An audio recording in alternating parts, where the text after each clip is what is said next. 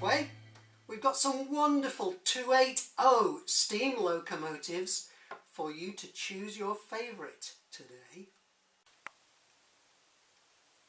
There are 3 280s which are up for consideration. One from each of the 4 main companies except the Southern Railway. So from the Great Western Railway we've got number 2818, which is the Churchward 2800 freight locomotive. From the LNER we've got the Robinson 04,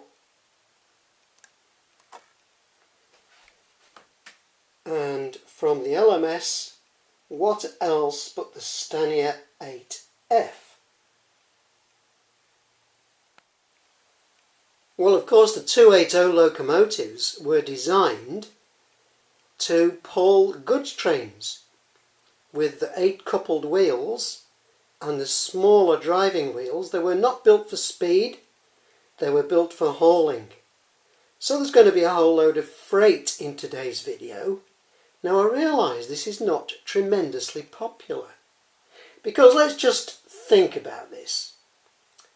A video which I made entitled Goods Galore Freight Festival, 26th of June 2018, 17 views.